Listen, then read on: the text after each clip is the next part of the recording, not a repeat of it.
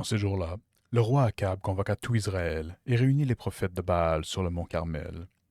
Élie se présenta devant la foule et dit, Combien de temps allez-vous danser pour l'un, pour l'autre?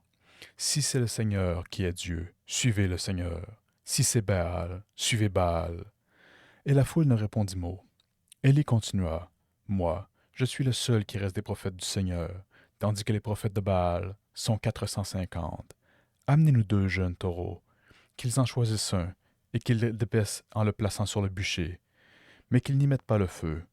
Moi, je préparerai l'autre taureau, et je le placerai sur le bûcher, mais je n'y mettrai pas le feu. Vous invoquerez le nom de votre Dieu, et moi, j'invoquerai le nom du Seigneur. Le Dieu qui répondra par le feu, c'est lui qui est Dieu. La foule répondit, C'est d'accord. Élie dit alors aux prophètes de Baal, Choisissez votre taureau, et commencez, car vous êtes les plus nombreux. Invoquez le nom de votre Dieu, mais ne mettez pas le feu. Ils prirent le taureau et le préparèrent, et ils invoquèrent le nom de Baal, depuis le matin jusqu'au milieu du jour, en disant, Ô Baal, réponds-nous. Mais il n'y eut ni voix ni réponse, et ils dansaient devant l'autel qu'ils avaient dressé. Au milieu du jour, Élie se moqua d'eux en disant, Criez plus fort, puisque c'est un Dieu. Il a des soucis ou des affaires, ou bien il est en voyage. Il dort peut-être, mais il va se réveiller. Ils crièrent donc plus fort, et selon leur coutume, ils s'attardèrent jusqu'au sang avec des épées et des lances. Dans l'après-midi, ils se livrèrent à des transes prophétiques jusqu'à l'heure du sacrifice du soir. Mais il n'y eut ni voix, ni réponse, ni le moindre signe. Alors il dit à la foule, Approchez. Et toute la foule s'approcha de lui. Il releva l'autel du Seigneur, qui avait été démoli. Il prit 12 pierres, selon le nombre des tribus des fils de Jacob, à qui le Seigneur avait dit, Ton nom sera Israël. Avec ces pierres, il érigea un autel au Seigneur. Il creusa autour de l'autel une rigole d'une capacité d'environ 30 litres.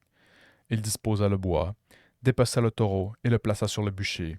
Puis il dit, Emplissez d'eau 4 cruches, et versez-les sur la victime et sur le bois. Et l'on fit ainsi. Il dit une deuxième fois, et l'on recommença. Il dit une troisième fois, et l'on recommença encore. L'eau ruissela autour de l'autel, et la rigole elle-même fut remplie d'eau. À l'heure du sacrifice du soir, Élie, le prophète, s'avança et dit, Seigneur, Dieu d'Abraham, et d'Isaac, et d'Israël, on saura aujourd'hui que tu es Dieu en Israël, et que je suis ton serviteur, et que j'ai accompli toutes ces choses sur ton ordre. Réponds-moi, Seigneur, réponds-moi, pour que tout ce peuple sache que c'est toi, Seigneur, qui es Dieu, et qui a retourné leur cœur. Alors, le feu du Seigneur tomba. Il dévora la victime et le bois, les pierres et la poussière, et l'eau qui était dans la rigole. Tout le peuple en fut témoin. Les gens tombèrent face contre terre et dirent, C'est le Seigneur qui est Dieu. C'est le Seigneur qui est Dieu.